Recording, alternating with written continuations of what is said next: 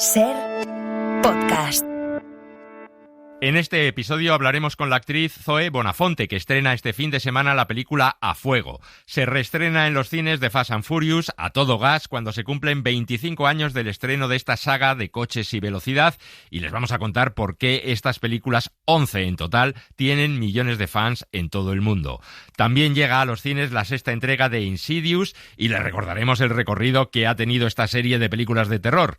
Hablaremos de Lorca en el 90 aniversario de su asesinato, y en televisión se estrena en HBO Max la serie Linternas, una nueva incursión en el universo DC. Y seguiremos hablando de cómo el cine ha reflejado el mundo de la exploración espacial. ¡Acción!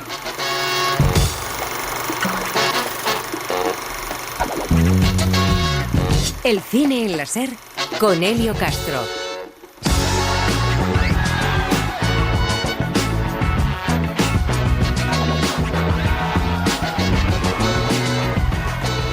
Hola, ¿qué tal? Bienvenidos y bienvenidas a El Cine en la Ser. El verano enfila ya su recta final y, como suele ser habitual en los últimos años, en la última semana de agosto se van a estrenar películas potentes, de esas que estarán presentes en la temporada de premios. Es el caso del Ser Querido de Rodrigo Sorogoyen, que llegará a los cines el próximo miércoles 26.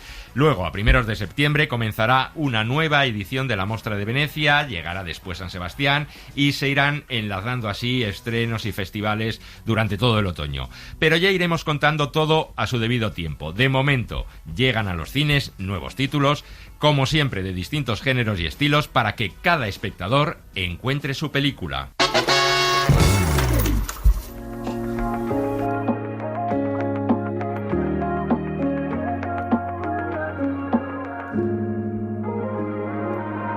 Ya he salido, ¿cuánto estás? Parece que nada cambia. A lo mejor no he vuelto atrás. O es que ya no estoy en guardia. Niña, date un momento. Es cuestión de tiempo que todo vuelva a su lugar. Si sientes, yo lo siento en cada movimiento. Hasta las penas las podamos bailar.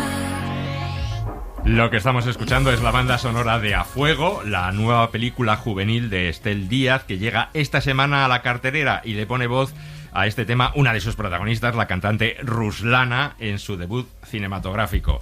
Ya había ganas en este equipo de poner esta canción de Ruslana, que yo lo sé perfectamente. Joel Peña, ¿qué tal? ¿Tú has visto ya la película? ¿Qué te ha parecido? ¿Qué te ha parecido Ruslana? Pues a ver, claro, Ruslana es canaria, Elio salió de Operación Triunfo, entonces no la habíamos visto en su debut cinematográfico y esta es la primera película en la que un poco pues también sus fans pueden verla y creo que para ellos puede estar muy bien, pero a mí la película, aunque, bueno, podría decir muchas cosas, vamos a decir que no me ha disgustado del todo. Deja de ser una película juvenil, no la vendería como una película de baile, aunque el baile, el ballet, la danza urbana sí es como su protagonista dentro de la trama, porque va un poquito más allá de ese tipo de historias de chico conoce a chica, jóvenes, un instituto, sino que habla también como temas como el duelo, la soledad de los jóvenes, y creo que ahí pues es un punto a favor de la peli, pero no deja de ser pues una propuesta comercial, y esto es lo que nos contaba sobre este tema su directora. Queríamos una peli luminosa, era un objetivo que repetíamos mucho desde el principio, pero que no por ser luminosa fuese poco seria. Exacto. O no plantease una serie de realidades, una serie de problemáticas que al final creemos que es importante que se cuenten, ¿no? Que el hecho de que la película fuese comercial o mainstream no le quitara una serie de valores o una serie de veracidad. Habla un poquito, Elio, de la precariedad laboral, también de la crisis de la vivienda, de la familia elegida, ¿no? La importancia de esas redes de apoyo, más en una edad donde es más necesaria, pero sí es verdad que creo que se queda algo superficial.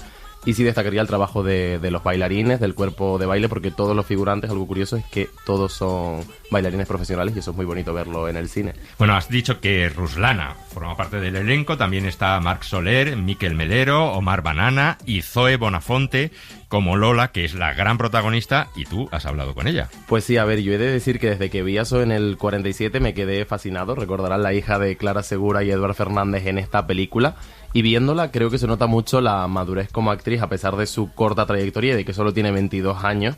Y yo después de este debut la he visto en proyectos como El secreto del orfebre, Manual para señoritas, y ahora en septiembre está en San Sebastián, la verás por allí. Y creo que al comentarle a ella esta buena racha, siempre va como un paso atrás, no se ilusiona demasiado con esta buena etapa porque dice que nada le asegura nada, pero que sigue con la misma pasión, pero que entiende algo mejor esta industria, Elio. No considero que haya perdido esa esencia inicial mía de la pasión y los motivos por los que hago lo que hago, pero sí creo que también hay más conciencia, hay un despertar, podríamos decir, ¿no? De entender más cómo funciona esta industria, ser más realista, menos naif, ¿no? Como cuando empiezas que todo es tan bonito y luego te vas dando cuenta que, bueno, hay cosas muy bonitas, pero también hay cosas duras en la industria. Entonces yo creo que eso también lo he ganado con los años. Esto nos decía aprendizaje de la profesión en un punto, como decíamos, ahora que estrena a Fuego, un proyecto bastante distinto a sus trabajos, una propuesta juvenil con algún reflejo social, decíamos antes, que le atrajo desde el primer momento que leyó el guión. Lola es un personaje súper humano que al final simplemente busca respuestas de lo que pasó con su hermano y se mueve por el mundo haciendo cosas más o menos éticas gracias a eso, pero no me costó nada empatizar con ella porque al final ella simplemente está buscando pertenecer a algo, busca respuestas. Le atrajo el personaje y también, Elio, el reto de bailar. Hombre, a mí el tema del baile me enamoró desde el principio porque yo de pequeña bailaba mucho, nunca se me dio demasiado bien, pero la verdad que era algo que me gustaba muchísimo. Entonces ver una peli de baile, que en España no se hace eso, me atrajo muchísimo. También da vértigo y miedo, sobre todo sin yo ser bailarina, porque yo me he esforzado en hacer mi trabajo lo mejor posible. La habíamos escuchado cantar en el 47. Ahí formaba parte de un coro que le daban esa pieza, claro, de como solista en el coro.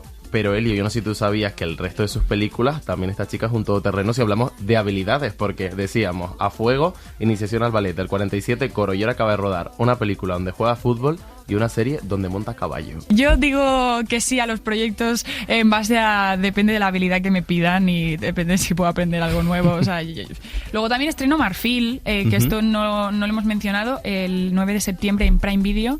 Yo monto a caballo. Como ves, Elio, dispuesta a todo. Dispuesta a todo, sí. Y habéis hablado no solamente de sus películas, de su trayectoria cinematográfica, sino de otras cosas más acordes con lo que estamos viviendo, con su edad y sus vivencias. Sí, ¿no? Hemos tocado muchos temas y me ha sorprendido mucho que, pese a que tiene 22 años, tiene un discurso muy potente, muy de verdad, que yo me hubiese quedado hablando con ella toda la mañana. Y creo que uno de los pilares de la conversación fueron las nuevas generaciones, los jóvenes en la industria, y me quedaría con este titular: faltan historias de jóvenes que conecten con nuestras realidades sociales. Claro que faltan historias de jóvenes, o sea, hay un mal reflejo de nuestra generación, siempre eso, presentándonos como una generación quejica y una generación...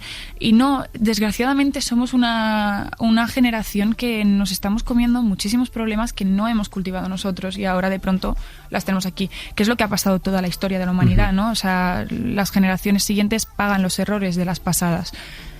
Ahora en nuestro caso, pues hombre, lo tenemos muy jodido, o sea, lo de la vivienda es que es una vergüenza. También nos hablaba Elio, siguiendo pues un poco esta línea de los jóvenes, que muchas amigas y compañeras de profesión, cuando leen algunos guiones que les llegan, se preguntan por qué escriben personajes tan superficiales, condicionados por las tramas sexuales de deseo, y también es muy crítica con los estereotipos, los cánones de belleza en la televisión y en la gran pantalla. Últimamente estoy bastante asustada con lo de los MPEG y Estados Unidos y todo lo que está pasando en Hollywood. Yo digo, va a llegar, porque todo llega y a mí me aterroriza. Yo estoy viendo cómo están las famosas en Hollywood y me da miedo. Y estos son referentes que luego llegan aquí. Y sí, efectivamente, este tipo de pelis juveniles, al final acaba todo el mundo siendo muy canónico. No hay diversidad de cuerpos, no es así, no hay. Y yo estoy trabajando mucho, pero también yo que soy, o sea, yo soy súper normativa y soy blanca y es así. También hay que ser consecuentes y entender eso, que tú puedes tener muchísimo talento, pero si eres una tía de un pueblo de Galicia que no necesariamente es canónica y encima pues eres negra, no eres blanca en España, es que no vas a trabajar tanto como puede trabajar una persona que sí entra en todos esos cánones. Y este próximo Festival de San Sebastián la vamos a ver en la nueva película de Daniel Monzón, o sea que ya está viviendo uno de los mejores momentos de su corta carrera todavía cinematográfica. Claro, es su primera vez en San Sebastián. Con el 47 no hicieron gira por festivales, ahora llega con Ruega por Nosotras, pero está muy con los pies en la tierra, que eso es bueno. Cuando habla de San Sebastián es como muy sensata, pero sí es verdad que se le escapa un poco los nervios. Sí, estoy muy nerviosa y muy ilusionada. Y es lo que te decía antes, es una película que yo sobre todo quiero que llegue al público. Yo quiero que la gente la vea. Quiero que esta historia la conozca, es historia de España, es la historia que deberíamos haber estudiado en los colegios y que no hace tantos años de ello. Y quien no conoce su historia está condenado a repetirla, entonces, por favor, necesito que la vea la gente. Y San Sebastián, pues sí, es como de pronto. ¿Qué hago yo en San Sebastián? ¿Sabes? Es fuertísimo. Muchísima suerte para Zoe y muchísimas gracias, Joel. A ti.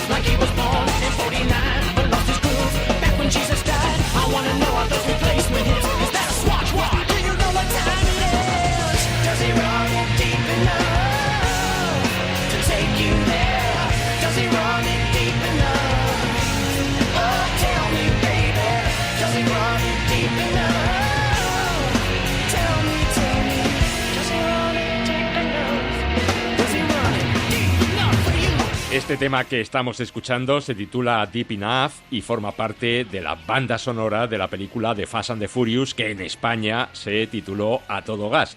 Este viernes se reestrena esta película porque se han cumplido 25 años desde que llegó a los cines en septiembre de 2001.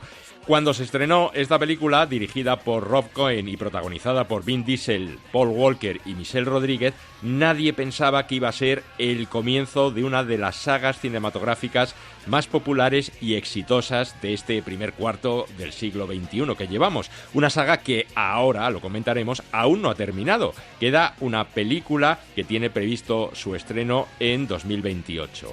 Pero nosotros nos preguntamos, ¿cuál es el secreto de esta saga, la saga Fast and Furious? ¿Por qué se ha convertido en estos últimos años en una de las franquicias cinematográficas de más éxito? Bueno, pues para responder a estas preguntas nos tenemos que subir a uno de sus coches.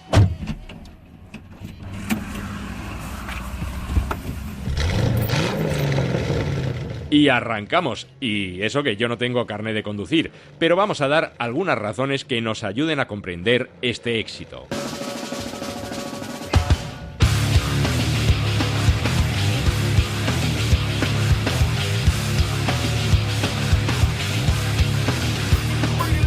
La primera es que Fast and the Furious, o A Todo Gas, ofrece a los espectadores lo que promete, una trepidante película de acción llena de velocidad. ¡Peligro, minas! ¿Y ahora qué hacemos? ¿Qué? ¿Velocidad para evitarlas? No me digas que estás pensando lo que creo que estás pensando. ¿Por qué? ¿Qué coño crees que está pensando? ¿A qué velocidad? No lo sé, tío. ¡Que alguien me diga algo! Y esto hace que cada entrega haya intentado superar lo que se hizo en la película anterior. ¿A qué velocidad, Suponiendo un radio de expansión de 15 metros y un retardo de medio segundo a unos 130. ¡Yo no puedo! ¡Este cacharro no pasa de 110! A ver, ¿qué hago? ¡Pisar gas a fondo! Es decir, cada nueva película ofrece más y un mejor espectáculo. Bien, el plan funciona. Un reto técnico y artístico que siempre ha ido superando, cueste lo que cueste. ¡Han puesto pinchos, Dom! ¡Cuidado! A la derecha. ¡Demasiado estrecho, no cabemos! No hay otra opción, hazlo. Take me back to the city that I call my city where everybody knows my name. La saga Fast and Furious ha hecho las delicias de los amantes de los coches presentando nuevos e imaginativos prototipos y modelos. Tíos, ¿habéis visto coches de 10 segundos? Pues os presento el coche de 2 segundos. Eso es un Pontiac Fiero, atado a un motor de cohete. Impresionante, lo sé. No, No, es impresionante. Y haciendo que los coches no solamente rueden por las calles y carreteras, hemos visto a los protagonistas lanzándose en coches en paracaídas, saltar entre los rascacielos de Dubái e incluso ir al espacio exterior. Y el público ha comprado todos estos divertidos delirios llenos de emoción, adrenalina, todo un espectáculo visual en pantalla grande. ¡Que todo el mundo mantenga la cabeza despejada! Porque hoy tengo una sorpresa para vosotros. La tercera razón es que no todo es acción, aunque la acción, como hemos dicho, es fundamental. Los argumentos de las películas son sencillos y directos. ¿De qué va todo esto, Adam? Sí, tío, ¿por qué nos has hecho recorrer medio mundo? Porque tengo un trabajo. A partir de la quinta entrega, la franquicia dejó de centrarse en las carreras clandestinas y dio un giro al género de atracos e incluso de espionaje internacional. Se fueron pareciendo un poco más, para que nos entendamos, a las películas de Misión Imposible o a las de James Bond, y así lograron atraer a un público más amplio. Películas de velocidad y acción, pero siempre tienen un toque humano. Creí que era un negocio y me huele a algo personal. ¿Se trata de eso? Os quiero a todos, pero lo personal no es un buen negocio. A lo largo de la saga se hace hincapié en el sentido de la lealtad, la permanencia a un grupo, a una familia elegida y no impuesta. Lo más importante en la vida es la gente que está contigo. Aquí y ahora. Salud, mi familia. Algo que ha conseguido enganchar a los espectadores creando un vínculo emocional que ha permanecido en estos 5 lustros. Son una familia encabezada por Vin Diesel como Dominic Toretto. Has caído, Toretto. Aquí me tienes. También está Michelle Rodríguez y hasta su muerte Paul Walker, pero ha sabido también incorporar a nuevos actores. Verone busca pilotos. Me lo he montado para que os apuntéis. Y he contratado a algunos pringados para que parezca auténtico. ¿Cuándo empezamos? Ahora mismo. Actores como Dwayne Johnson, La Roca... Prestad atención, estos hombres son profesionales. Les gusta correr y nos lo van a poner lo más difícil posible. Ataos bien los machos, hay que encontrarlos, atraparlos a todos y traerlos de vuelta. Y sobre todo, en ningún momento permitáis que suban a un coche. Pero también hemos visto en diversas películas a Eva Méndez o a Elsa Pataky. Necesito un traductor. Claro, en el departamento tenemos Elena muchos. Neves. ¿Qué? ¿Una patrulleira? Ya me ha oído. ¿Por qué? Tenemos gente con más experiencia. Me gusta su sonrisa. En resumen, un elenco internacional y con diversidad racial. Hay afroamericanos, asiáticos, latinos, y esto ha hecho que el público de todo el mundo se siente cercano e identificado con alguno de los protagonistas. It's been a long day without you, my friend. La cuarta razón es que Fast and Furious es una saga con un sentido puramente comercial. Los presupuestos de las películas se han ido incrementando. Los próximos 2 semáforos, 100.000. Si no damos el palo, seguro que la palmamos. Que sea 1 millón. Me gusta. Vale, 1 millón, 1/4 de milla. De acuerdo. Pero los beneficios también. A ver, estamos hablando de $100 millones. La quinta razón es que Fast and Furious se ha convertido en una franquicia global. Las películas se han ido rodando por todo el mundo. ¿Nos haces venir a otro país para robar al tío que lo dirige? En España estuvieron rodando, por ejemplo, en Canarias, y la conexión con los fans ha funcionado. Si tuviéramos que elegir una película de las 10 que forman parte hasta ahora de la saga, yo me quedaría con la séptima, estrenada en 2015 y dirigida por James Wan. Primero, por el impacto emocional que tuvo. Un par de años antes, en 2013, había muerto en un accidente precisamente de coche Paul Walker, y en la película, que se completó cuando ya él había fallecido, hay un emotivo adiós. ¿Creías que podías irte sin despedirte? Yo solía decir que vivía de medio kilómetro en medio kilómetro. Y por eso éramos hermanos, porque tú también lo hacías. No importa dónde estés, si a medio kilómetro o al otro lado del mundo, siempre estarás conmigo. Y siempre serás mi hermano. Recordemos que hasta la fecha se han estrenado 11 películas, 10 de la saga principal y un spin-off. La última, Fax 10, se estrenó en 2023 y Fast Forever, la película que cerraría esta saga, está previsto que se estrene en principio en marzo de 2028. ¿Vamos a hablar o a correr? Pues ya lo sabe, ahora se estrena la primera película de la saga cuando se cumplen 25 años y naturalmente vamos a correr. Pues se te da bien. Sí, naturalmente. Con esta película y con esta saga, Fast and Furious, a todo gas. When I see you again.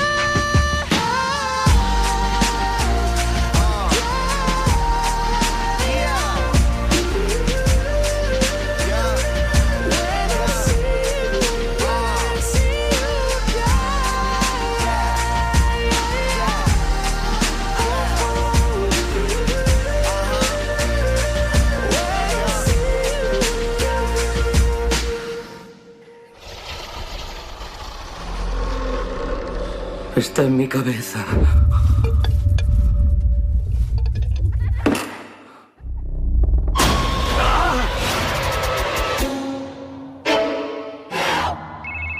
Soy Elise. Necesito ayuda. Pasan cosas en mi casa y me han dicho que usted sabe de estos temas. ¿Puedo preguntarle dónde vive? Vivo en Five Keys, Nuevo México. Esta casa era la casa de mi familia. Y otro de los estrenos de la semana es una película de terror, Insidious, Fuera del Más Allá, la sexta entrega de esta saga. Joaquín Bañuls ya la ha visto, se ha duchado en agua bendita y viene aquí a contarnos qué le ha parecido. ¿Has pasado mucho miedo o no? Bueno, Elio, sí he pasado miedo. No sé si de lo mala que es. No, hombre, no, que no es tan mala, hombre. La vi el miércoles. A mí esta nueva Insidious me parece una peli mejor que las últimas entregas, que tampoco es algo difícil de conseguir, pero igualmente un poco regular. Creo que tiene una idea interesante, sobre todo esa de romper la frontera entre el más allá y el mundo de los vivos, pero la película tampoco creo que termine de aprovecharla. Tiene cosas buenas, por ejemplo su protagonista, Amelia Eve, que yo nunca la había visto, creo que está bien, y el personaje de Liz sigue siendo un poco el vínculo emocional que une toda la saga, y tiene momentos de terror que son efectivos, tiene algún jumpscare bueno, y tiene alguna escena interesante. Hubo una, que ya cuando la gente vea la película sabrá a lo que me refiero, que me recordó un poco a la peli de Backrooms, y al final es una película que cumple, que entretiene. El problema es que después de tantas entregas, que llevamos ya 5 entregas con estas 6, deja la sensación de que Insidious empieza a necesitar una idea realmente nueva, si quiere seguir teniendo sentido más allá de sus personajes y toda su mitología. Como quizá muchos oyentes no sepan de qué estamos hablando, qué es esto de Insidious, aquí en el Cine en la SER hemos preparado una pequeña guía, un pequeño informe, por si antes de ver esta película, pues eso, quieren ponerse al día. Casas que esconden terribles misterios, espíritus malignos que habitan en otra dimensión, viajes astrales, fenómenos paranormales y mediums que intentan poner en contacto a personas con aquellos que ya no están en este mundo. Estoy llamando e intento establecer contacto con Lily Brenner. Lily, si me oyes, háblame, por favor. Lily, ¿estás ahí? Estoy oyendo a alguien. ¿Es mi madre? No, no es tu madre. La llegada a los cines de Insidious, Fuera del Más Allá, la sexta entrega de la saga, es una buena ocasión para recordar esta serie de películas de misterio y terror.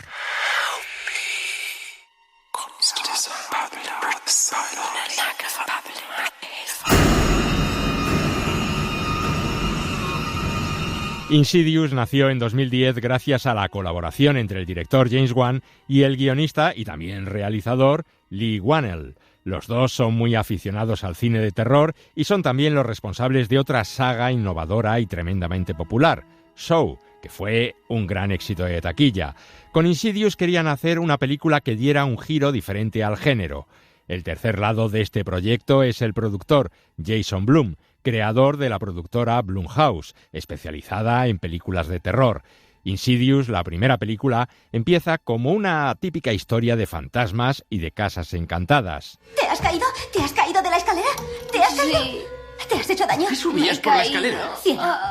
Me he caído. Es la historia de un matrimonio, Josh y Renai, interpretados por Patrick Wilson y Rose Byrne, que comienza a vivir en una nueva casa. Uno de sus hijos, Dalton, sufre un accidente. Parece que no es nada grave. ¿Te has hecho daño? ¿Qué te duele? Dime. La pierna. Vale. ¿Puedes moverla? ¿Te duele si la mueves? No. Vale. Oh, tío, ¿y la cabeza? ¿Tienes un chichón? Un golpe. Vale. Pero el niño entra en un extraño coma, algo que la ciencia no es capaz de explicar. ¿Hay algo que podamos hacer para traer a Dalton de vuelta? Podríamos intentar algo. No es muy ortodoxo, pero necesitaría toda vuestra confianza.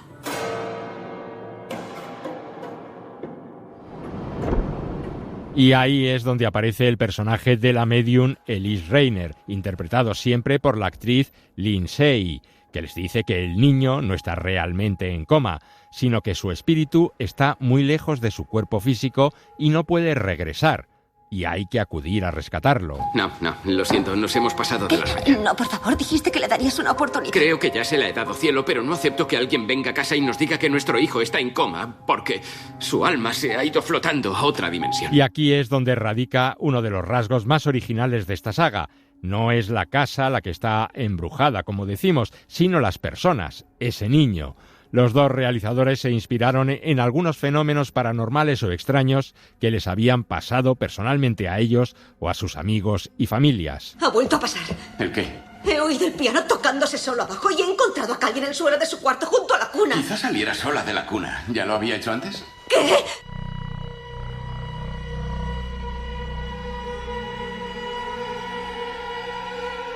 Algunos críticos definieron a Insidious como una mezcla entre Poltergeist, fenómenos extraños, y El exorcista. El éxito de la primera parte hizo que, naturalmente, se pensara en una secuela. ¿Usted se creyó que eso ayudaría? Tenía que hacerlo. Hiciera lo que hiciera, funcionó. Dalton pudo despertar. ¿Y qué pasó cuando su hijo despertó? La segunda parte continuaba la historia de la misma familia que descubre que los espíritus que los han estado atormentando continúan muy cerca de ellos. Aquí no hay nada de normal, ¿vale? Esas cosas siguen aquí. Elise ha muerto, nadie habla sobre eso. ¿Alguien la mató? Pues hablémoslo. ¿Crees que lo hice yo? No. No, claro Bien, que no bien, lo creo. Bien, porque yo sé lo que pasó. Entré ahí para recuperar a nuestro hijo. Y algo maligno me siguió y mató a Elise. Este segundo capítulo de Insidious vuelve a incidir en el tema de la proyección astral, es decir, la idea de que tu alma o tu espíritu abandona tu cuerpo físico y se va flotando. Pero James Wan y Lee Whannell también aprovecharon para incorporar otro concepto rara vez utilizado en el género de terror: los viajes en el tiempo. ¿Qué te pasa? Cuéntamelo. He tenido una pesadilla. Ya veo. Lo siento. ¿Y qué pasaba? Estaba en la cama durmiendo. De repente entró la abuela y entonces vi a otra persona en mi cuarto. Por favor, no vuelvas a dejarnos. Abuela. Hay alguien de pie detrás de ti. La tercera entrega de la saga no es la continuación de estas dos películas, sino una precuela. Vemos a Elise, la medium, unos años antes de los acontecimientos de la primera película y cómo intenta ayudar a una joven que quiere ponerse en contacto con su madre. Hay más personas que se dedican a esto, busca otra. Todo irá bien, Quinn, pero sigue mi consejo y no intentes contactar con tu madre tú sola otra vez. Debes tener mucho cuidado. Si llamas a uno de los muertos, todos te oyen. Insidious capítulo 3 está protagonizada por Dermot Mulroney y nos da algunas claves de la primera y la segunda película. Está dirigida en esta ocasión por Lee Whannell, que también había escrito el guión. Una película que aterrorizó a millones de espectadores en todo el mundo. La mujer que quiere matarme me estaba esperando. Lo siento. No puedo ayudarles. Lo lamento. En 2018 se estrenó Insidious, la última llave, otra precuela que sitúa la acción antes de la primera película. Elise, la medium, debe regresar a la casa de su infancia para enfrentarse a un espíritu llamado Keyface que aterrorizó a su familia. ¿Quién eres? ¿Por qué estás aquí abajo? Mi padre me ha castigado. Tu padre no te trata nada bien. Abre esta puerta. Habrá mucha luz. Venga, ábrela.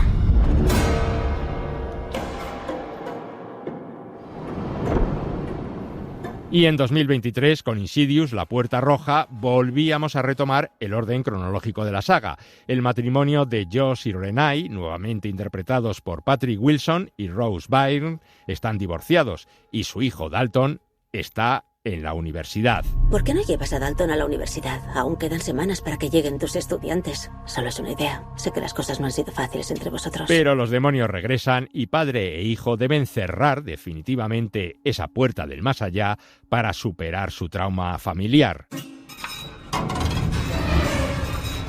Lo que ha convertido a Insidious en una de las series favoritas de los fanáticos del terror es que tomó los elementos clásicos del cine de género y les dio una vuelta. En las películas de Insidious no hay sangre, sino un terror psicológico y atmosférico.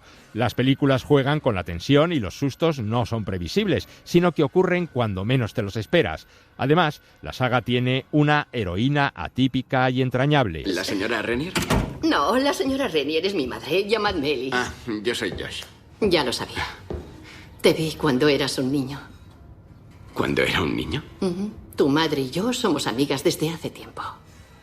Normalmente los protagonistas de las películas de terror son adolescentes o adultos jóvenes. Elise es una veterana valiente que se enfrenta a los demonios. La interpretación que hace Lindsay la convierte en el alma de la franquicia. Y como contrapunto están sus ayudantes, Specs, interpretado por el propio guionista y director de algunas de las películas de la saga, Lee Whannell, y Tucker, dos frikis que se mueren de miedo y que aportan ligereza a la trama. Tenemos lecturas con el Trifil y de los CEM de toda la casa.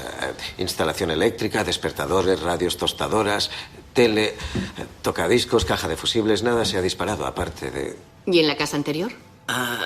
Tucker aún no la ha monitorizado. Oye, no te preocupes, puedo hacerlo yo mismo, me pondré a ello esta tarde. Ya, pero tendré que ir yo también, porque ¿quién va a operar el equipo? Pues no sé, en realidad podría hacerlo yo, sí. Ya, pero yo necesito supervisar. Ya basta, caballeros. Y también hay que mencionar la banda sonora compuesta por Joseph Bishara, una música que se aleja de lo habitual en este género.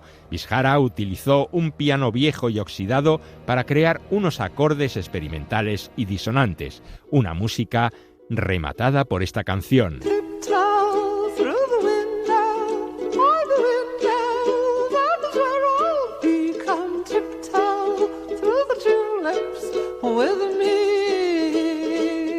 Esta antigua canción, Tiptoe Through the Tulips, puntillas entre los tulipanes, se compuso en 1929, pero en 1968 Tiny Tim realizó una nueva versión que es la que se escucha en algunas películas de la serie y que se ha convertido, por culpa de Insidious, en una de las melodías más terroríficas de la historia del cine.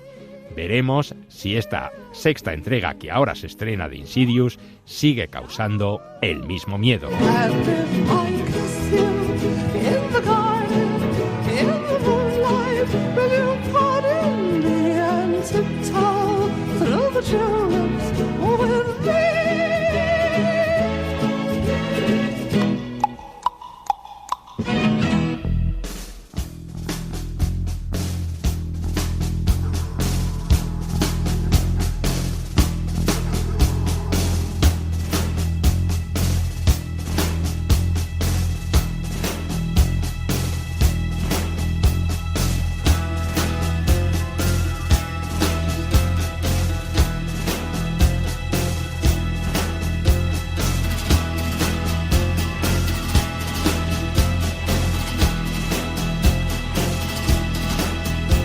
Ignacio,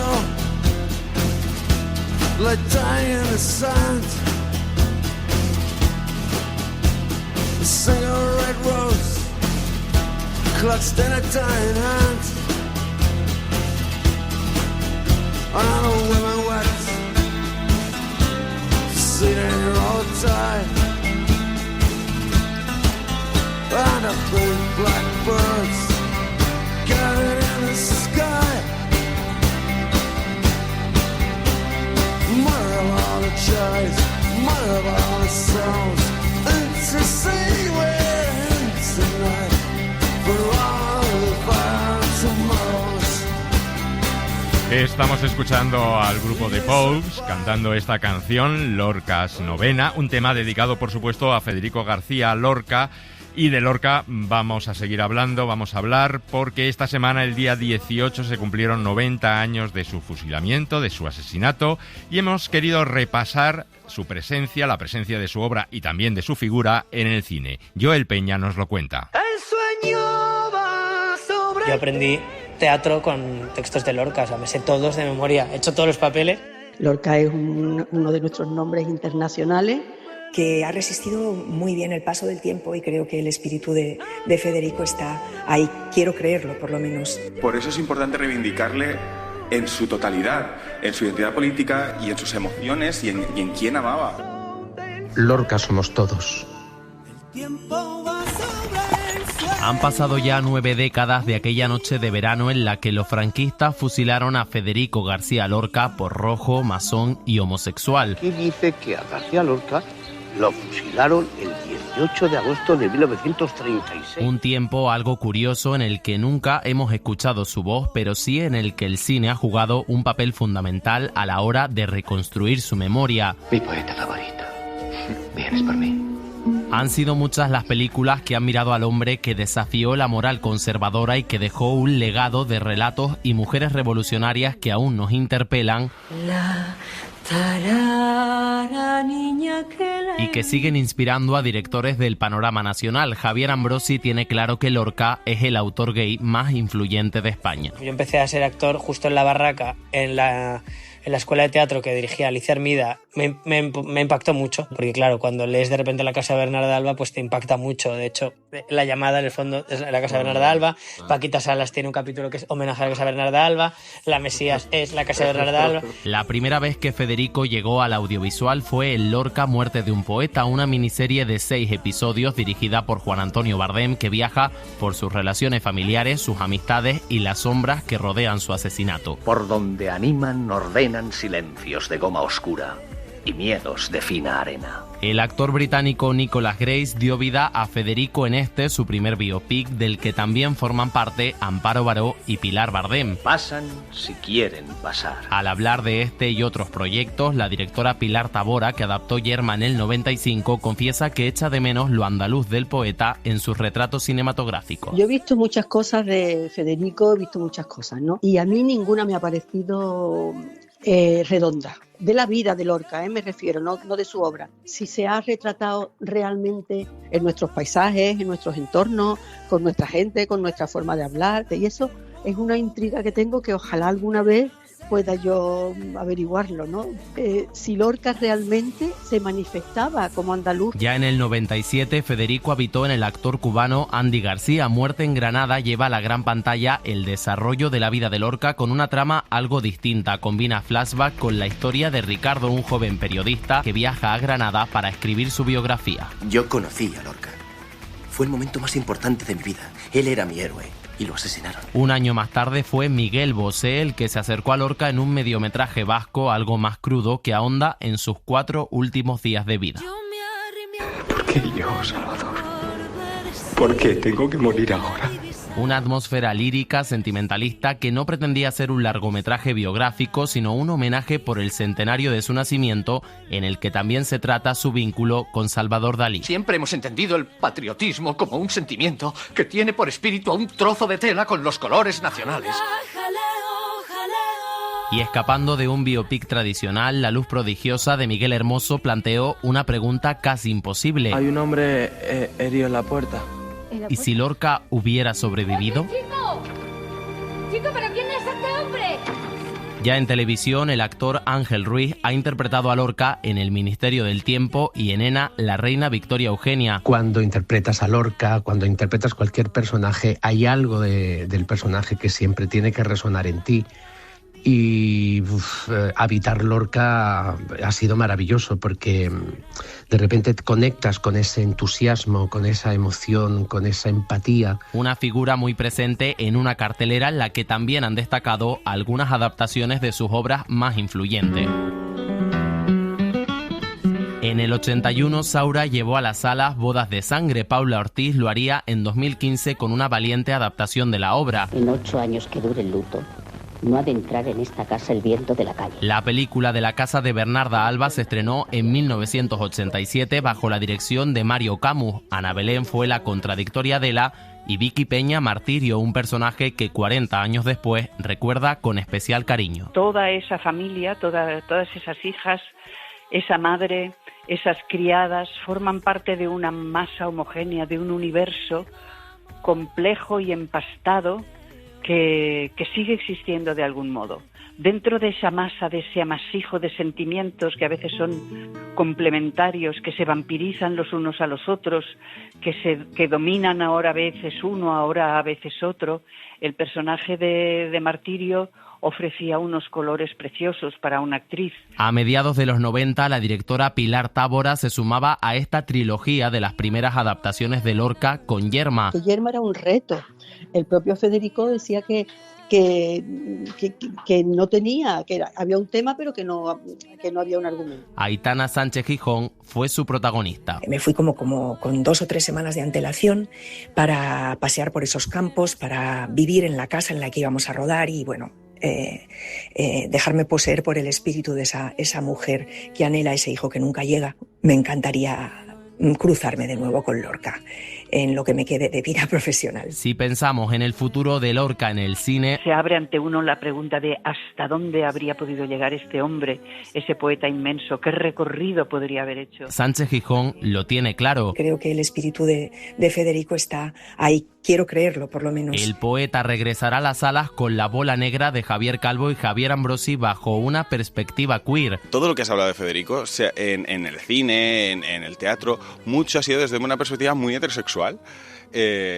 Aunque está genial que se haya mantenido vivo y que se haya visitado y que se haya puesto en pie, creo que ese Federico queer no ha estado casi nada presente en el arte en nuestro país. También lo hará con Lorca el nuevo largometraje de Fernando Franco que ya se rueda en Granada. Y no quiero llantos. A Federico pudieron quitarle la vida aquella madrugada. La muerte hay que mirarla cara a cara. Pero no ponerle tampoco en el cine punto final a su historia. Silencio. A callar he dicho. Silencio. A la falda me voy. A la falda del monte, que del monte yo soy. Que se van, que se van, que se van, que se fue. Que lo nuevo ya viene, que a lo lejos se ve. Que se va, que se va, que se va, que se va, que se va, que se fue. Que lo nuevo ya viene, que a lo lejos se ve. El cine en la SER. Las series. If I tried to leave the moon, would you ever care? Would you ever care? Hablamos de series de televisión y Lucía Bermúdez, nos recomiendas una que acaba de llegar a HBO Max, Linternas. ¿Qué es esto de Linternas? Pues bueno, Elio, Linternas es una serie de superhéroes del universo DC. No es tan complicado como Marvel, pero sí, para hablar de ella hay que tener en cuenta que esta nueva serie forma parte del universo de mi favoritísimo, el Superman de James Gunn, interpretado por David Cornswet. Hace 10 años absolutamente nadie sabía que la Tierra gozaba de la protección de alguien que se hacía llamar Linterna Verde. Hasta que de repente se dio a conocer al mundo cuando heroicamente evitó que un meteorito arrasara las cataratas Victoria. Pero solo conocimos una parte de él. A continuación, les ofrecemos la primera entrevista jamás hecha a un superhéroe. La primera temporada tendrá 8 episodios que se estrenarán semanalmente cada lunes desde esta semana. Lo interesante es que no es la típica serie de superhéroes. La propia DC la plantea como una historia más detectivesca ambientada en la propia Tierra. Y es que tienen toda la razón, porque tiene esa esencia de parejas de policías como en series como Castle o True Detective. Bueno, es que de hecho sus creadores han citado a esta última como una de sus grandes inspiraciones. ¿Y la premisa? Pues bien, te cuento, Elio. Jon Stewart es un nuevo aspirante a Linterna, interpretado por Aaron Pierre, y está también Hal Jordan, que es uno de los miembros más veteranos del cuerpo, al que da vida Kyle Chandler. Ellos dos se ven envueltos en una investigación sobre un asesinato ocurrido en el corazón de Estados Unidos. Es verdad que la química entre Pierre y Chandler es uno de sus grandes aciertos. ¿Cómo lo conseguiste? El anillo. Lo sabes de sobra, sí, pero lo que sé puede no ser verdad. Lo conseguí a la antigua usanza, no me hicieron ninguna entrevista. Igual tendrían que haberlo hecho. Un poder así no hay que ganárselo. Destacar, demostrar que uno vale en vez de ser elegido al azar. ¿Qué más te da a ti cómo lo consiguiera? La gracia es que la investigación empieza siendo muy terrestre, como comentaba antes, y aparentemente convencional. Se nota de hecho el sello de Damon Lindelof, que es el creador de Perdidos y que también es una de las mentes pensantes de esta serie. Pero poco a poco aparecen elementos más cósmicos relacionados con toda esa mitología cósmica de las linternas verdes, que no sé si tú sabías que eran como un grupo, yo no lo sabía. Yo tampoco. Me costaba solamente saberlo, que existía un Linterna Verde, hasta ahí llegaba, pero ya que eran más de uno ya no lo sabía. Has dicho que se puede ver ya el primer episodio, ¿no? Uh-huh. Pero ya está dando mucho que hablar esta serie. Exacto, Elio, pero es que ha debutado en Rotten Tomatoes, en esa red social, en esa página web que puntúa las películas y las series con un 95%, y está gustando muchísimo tanto a público como a crítica. Y eso tiene más mérito si tenemos en cuenta el momento que ahora está atravesando DC. Y eso lo dices por el fiasco que supuso la última película de Supergirl que vimos hace poco en los cines y que fue eso, un fracaso total, ¿no? Así es, fíjate, a mí me gustó, ¿a ti te gustó? A mí me hizo mucha gracia, sí, me hizo gracia la película. Era simpática. Está muy bien, a mí me gusta, pero Supergirl se ha convertido en uno de los mayores tropiezos recientes del universo DC, con una recepción bastante fría en taquilla. Por eso había muchas dudas sobre cuál iba a ser el siguiente gran paso del estudio. Y para los fans de DC hay premio, ¿no? Me contabas esto un poquito así, charlando antes de entrar a grabar aquí. Sí, porque la serie arranca con los pies en la tierra, nunca mejor dicho, y poco a poco va ampliando la escala y conectando con toda la historia de este cuerpo que nosotros no sabíamos que existía, el de cuerpo linternas de linternas verdes. verdes. Exactamente. Así que los espectadores más veteranos van a encontrar muchas referencias y elementos del universo de DC, pero oye, que si no tienes ni idea del tema, como tú y yo, también es muy, muy disfrutable. Es, a mi parecer, una forma muy inteligente de seguir expandiendo el universo de James Gunn, que antes te comentaba, porque después de presentarnos a ese Superman tan majo, tan amable, ahora nos enseña una faceta completamente distinta de este mundo, bastante más oscura. Me lo has vendido perfectamente, o sea, le voy a dar una oportunidad a esta serie porque eso, que es un medio thriller, tiene buenas críticas, misterio que hay a lo largo de toda la serie, me has vendido esto perfectamente. A ver. ¿Has visto?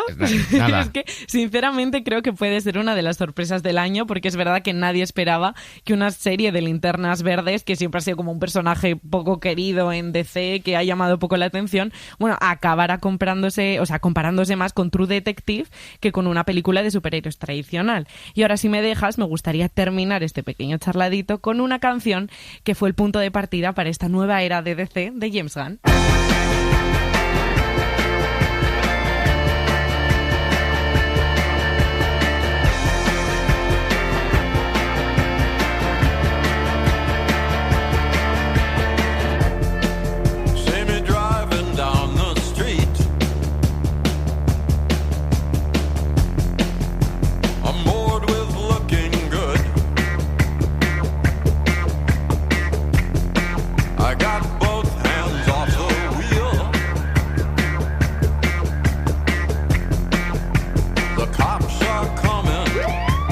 Bueno, pues presenta la canción, ya que la has elegido y la pones. Bueno, es Punk Rocker de J-Pop, que bueno, es el final de la peli de Superman, cuando Superman está descubriendo un poco su faceta humana y algo dice como la bondad es el nuevo punk rock. Resume muy bien este nuevo universo de DC, que es muy ilusionante y que viva Superman. Bueno, te lo compro, venga, muchísimas gracias Lucía, hasta luego, adiós. El cine en la SER, con Elio Castro.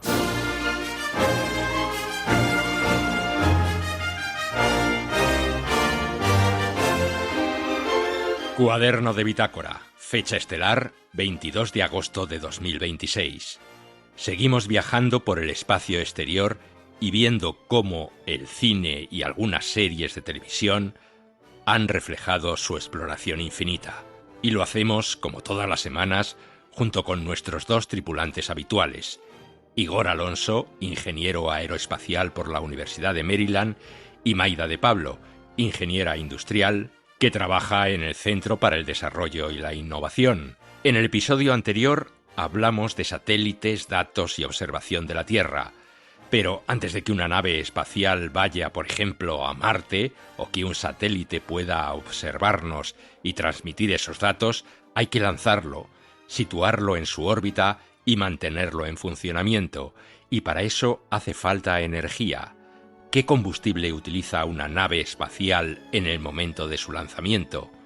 Esta pregunta y otras muchas nos han surgido viendo una serie que nos ha gustado muchísimo, Ciudad de las Estrellas, en Apple TV. Diseñador jefe, Alexei está bien. Nadie me dice qué ha pasado. Salió en misión la semana pasada y ahora... ¿Qué es eso? La superficie de la Luna. ¿Alexei se va a la Luna? No, querida. Ya está allí. Ciudad de las Estrellas es un spin-off de otra serie, titulada Para toda la humanidad, que también se puede ver en Apple TV. Es una ucronía. Nos plantea qué hubiera ocurrido si la Unión Soviética hubiera llegado a la Luna antes que los Estados Unidos. Es decir, que la Unión Soviética hubiera ganado la carrera espacial. Doy este paso por mi país, por mi gente y por el estilo de vida marxista-leninista, sabiendo que hoy solo es un pequeño paso en un viaje que algún día nos llevará a todos hasta las estrellas. En Ciudad de las Estrellas vemos cómo los soviéticos consiguen llevar también la primera mujer a la Luna y cómo quieren llegar hasta Venus. Todo ello envuelto en tramas políticas. Pero a lo que vamos. En una escena del último episodio de esta primera temporada de Ciudad de las Estrellas hemos encontrado el siguiente diálogo. ¿Va todo bien? No lo he visto hasta que nos hemos acercado a Venus, pero los gases de la despresurización deben haber cambiado nuestra trayectoria. No mucho, pero suficiente. Valia, ¿qué quieres decir? Valia, contesta, por favor. No llegaremos a Venus.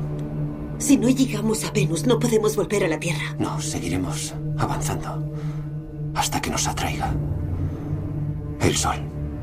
Pues volvamos a acelerar para corregirlo. No tenemos suficiente propelente. No tenemos suficiente propelente.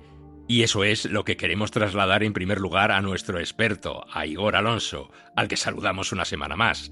Igor, ¿qué es el propelente? El propelente en esta escena y en cualquier conversación referida al espacio sería la sustancia que se emplea para conseguir propulsión, para conseguir esa fuerza de impulso. A veces ese propelente puede ser en forma combustible, y entonces muchas veces escucharemos hablar como el combustible. Combustible se refiere a que ese propelente en contacto con oxígeno hace una combustión y la salida de gases resultante de esa combustión es lo que nos empuja. Otras veces puede ser sin más un gas inerte que no interactúa con nada, pero sin embargo al salir por el principio de acción-reacción, pues de la misma forma que el propelente sale en una dirección, el vehículo espacial se ve empujada en la dirección contraria. Creo que aún hay una manera de usar Venus para volver a la Tierra.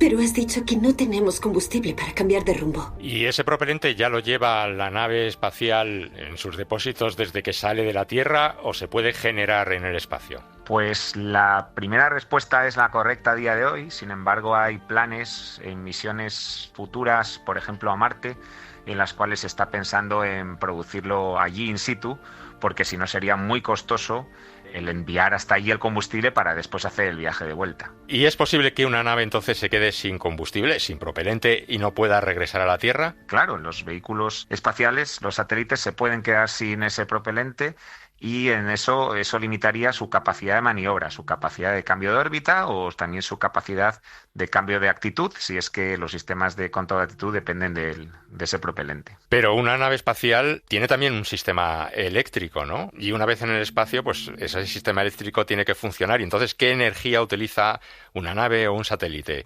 ¿Energía solar o otro tipo de energía? Principalmente energía solar. Y siempre vemos esas imágenes de satélites o de estación espacial con unos grandes paneles solares desplegados que son los que generan esa electricidad y después esa electricidad alimenta los subsistemas eléctricos y también se acumula en baterías a bordo.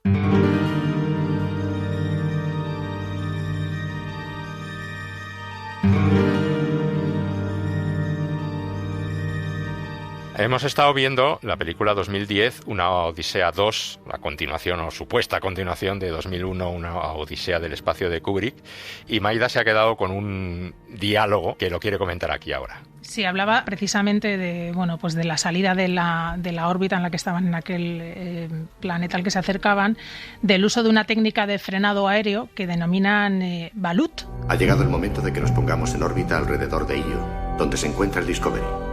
Pero no tenemos bastante combustible para acercarnos con mayor lentitud.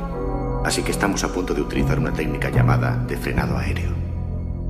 En teoría, entraremos en una capa exterior de la atmósfera de Júpiter, utilizando como escudo lo que llamamos un balut. Sí, creo que en ese caso están intentando hacer una maniobra y entrar en las capas altas de la atmósfera de Júpiter. La atmósfera nos frenará, y la gravedad de Júpiter nos atrapará como un tirachinas detrás de su lado oscuro. Si todo sale bien, terminaremos en una órbita suave alrededor de Io. Esto es como jugar con dinamita, porque los que calcularon esta teoría llenando de números un papel no están aquí. Y si no recuerdo mal, son unos sistemas desplegables o inflables para hacer ese aerofrenado, ese frenado al presentar más superficie de rozamiento con la atmósfera. Y luego después, una vez ya usados, se sueltan y ya se desprenden. Esa técnica, bueno, ese concepto se usa también a día de hoy. El rozamiento con las capas altas de la atmósfera, de la misma forma que hace que los satélites se quemen, también puede servir para hacer cambios de maniobra o cambios de posición.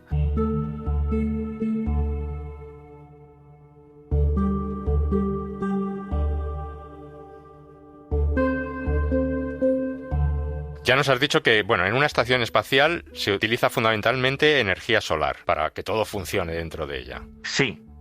Lo que nos preguntamos es si alguna de las tecnologías estas que se desarrollan para generar, para almacenar, para ahorrar energía en el espacio, tienen o pueden tener en el futuro alguna aplicación en la Tierra y en nuestra vida cotidiana. Bueno, una de las preguntas que siempre se hace sobre el sector espacial es, ¿y todo esto por qué? Si es muy caro, ¿para qué lo hacemos? Y después, pues siempre venimos los ingenieros intentando decir que además de todas las aplicaciones de los satélites en sí, además también se desarrollan tecnologías que después nos pueden ser útiles aquí en Tierra. Y lo mismo con los sistemas de generación de energías, la investigación en placas más eficientes para el espacio, la investigación en baterías también más eficientes que después se pueden utilizar, pues viene del sector espacial. Las placas solares que se utilizan en satélites o en naves espaciales son las mismas que se utilizan aquí en nuestras casas, por ejemplo. El principio es el mismo, es el efecto fotoeléctrico por el cual Einstein se ganó el premio Nobel. O sea, la forma de generación de electricidad es la misma. Sin embargo, están diseñadas de forma diferente porque en el espacio no tenemos... Los cambios de temperatura son muy altos cuando da el sol y cuando el sol no da. También hay unos efectos importantes de radiación, no está protegido los vehículos espaciales como estamos nosotros. Los efectos de la ausencia de gravedad también son importantes, entonces es la misma tecnología, pero diseños diferentes. En episodios anteriores hemos hablado ya de la película Marte, la película de Ridley Scott, protagonizada por Matt Damon, en donde interpreta a este astronauta, Mark Watney, que se queda solo en Marte, pero en Marte él sobrevive, resuelve los problemas que le genera esa soledad, tiene que generar energía, tiene que buscarse alimentos, comunicaciones, reparación de equipos. Cada problema exige llevar la tecnología al límite y esa presión extrema genera soluciones que luego muchas veces encuentran su camino de vuelta a la Tierra. Tengo cientos de litros de hidracina disponibles en el VDM. Si paso la hidracina por encima de un catalizador de iridio, separará el N2 del H2. Y entonces basta con que dirija el hidrógeno hacia un espacio limitado y lo queme. ¿Qué tipo de tecnologías se empujan al límite en una misión espacial? Software, robótica, materiales, energía, comunicaciones, medicina, sistemas autónomos. Creo que la respuesta puede ser todas esas, pero creo que la respuesta más interesante es todas esas de forma conjunta. La disciplina de ingeniería de sistemas es una disciplina que surgió de la carrera espacial o de los primeros programas espaciales, porque había grandes teóricos y prácticos de la ingeniería mecánica, de los problemas térmicos, de los problemas mecánicos, de soluciones eléctricas en tierra, pero en el espacio todo interactúa con todo. Entonces un problema térmico se puede convertir en un problema mecánico que puede hacer que después tenga un efecto en el sistema eléctrico. Y entonces cada vez que hacemos un cambio en el diseño hay que ver cómo afecta a todos los demás subsistemas. Vamos ahora a hablar de esto, de los objetos cotidianos que vienen de la explotación o de la exploración espacial, perdón. Pero también en esto hay mucho mito, ¿no? Por ejemplo, pues hemos escuchado siempre que el papel de aluminio que utilizamos para la cocina, para envolver bocadillos, viene de las primeras misiones espaciales, de la carrera espacial que hubo entre Estados Unidos y la Unión Soviética. ¿Esto es mito o es realidad? Será una mezcla, pero sí es cierto que los sistemas de aislamiento térmico o de control térmico son muy importantes y entonces hay sistemas parecidos al papel de aluminio que usamos hoy que se usan para esos aislamientos térmicos. Uno que yo creo que no es tanto mito, o al menos de lo que yo he leído, que es por ejemplo el velcro. El velcro sí que se desarrolló o al menos se empezó a usar de forma más común en vuelos tripulados. Claro, como en el espacio todo está flotando, incluidos los astronautas, por la microgravedad, pues entonces si uno deja su herramienta, su llave inglesa o su destornillador o su bolígrafo en una mesa, no se queda, flota igual que cualquier otra cosa. Entonces, ¿dónde dejamos las herramientas según las vamos usando? Entonces, pues la idea de forrar paneles enteros de velcro, pues era una forma muy útil de poder dejar las cosas sujetas. Menudo sistema. Son 173 tuercas, clavos y tornillos. Es lo que tenemos que sacar para hacer el trasplante de Ede. Perder aunque sea uno sería un desastre. Y la organización me reconforta. Hay otro aspecto también que hasta donde sé, o por lo menos he leído yo recientemente, se está haciendo mucha investigación sobre el ámbito de la biomedicina, por el hecho de que en microgravedad, el comportamiento de las moléculas, por ejemplo, es diferente que en la Tierra. Sí, los astronautas pasan la mayoría del tiempo que están en el espacio realizando experimentos que científicos preparan y diseñan para investigar los efectos de esa microgravedad. Otra cosa que también se ha trabajado, hay algunas pequeñas empresas, yo creo que es una cosa que veremos más en el futuro, es la producción en serie de moléculas o de productos químicos que solamente se puede hacer en microgravedad, porque en ese caso las moléculas crecen de forma tridimensional sin el efecto de la gravedad. Entonces, eso sí que se han hecho muchas investigaciones y ahora mismo hay empresas que, pues, utilizando esos vehículos de reentrada, están intentando sacar soluciones para decir, bueno, yo fabrico esta molécula o este medicamento en órbita, después lo hago reentrar y ya después lo preparo y lo comercializo. It's a god-awful small affair to the girl with the mousy hair. Y en los últimos años también se ha hablado mucho de la economía espacial, de turismo espacial, de minería lunar, de estaciones comerciales o también de establecer colonias en Marte. Para serle totalmente sincero, si lo que de verdad le gusta es el espacio, creo que lo pasará mejor con un crucero por Saturno. Les encanta a los que lo hacen. No estoy interesado en Saturno. Quiero Marte. Muy bien, el cliente manda.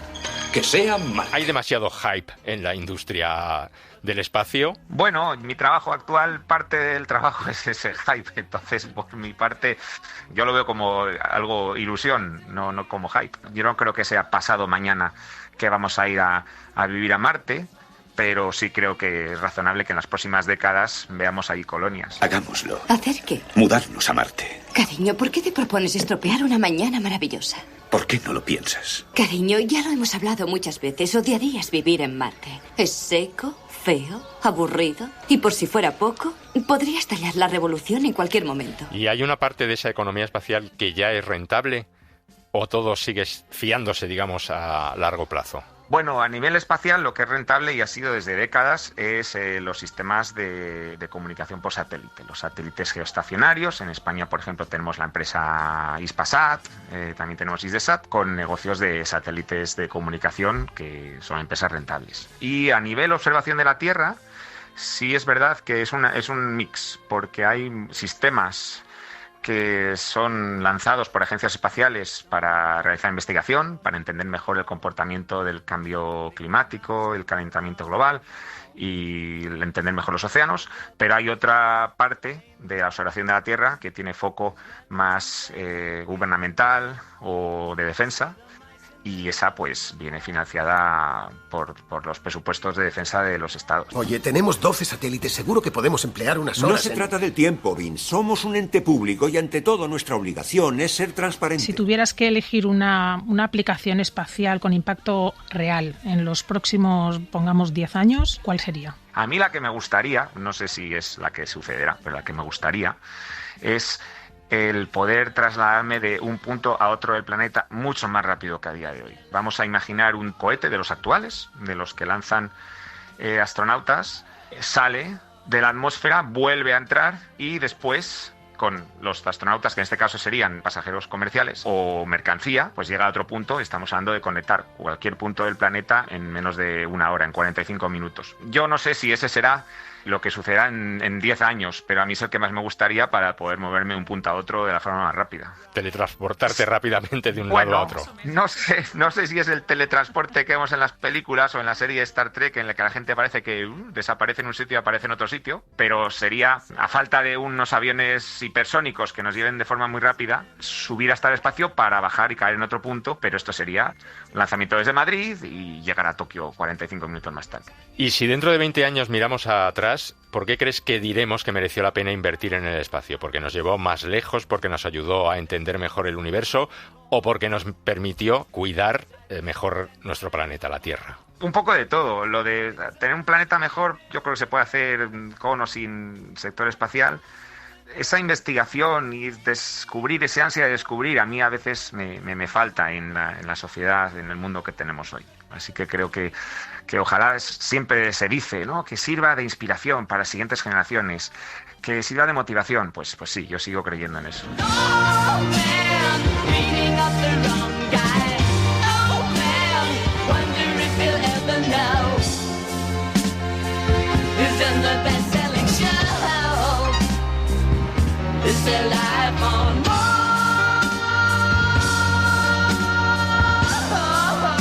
Así terminamos. En el control ha estado María Jesús Rodríguez y en la redacción del programa Joaquín Bañuls, Joel Peña, Lucía Bermúdez y Elio Castro.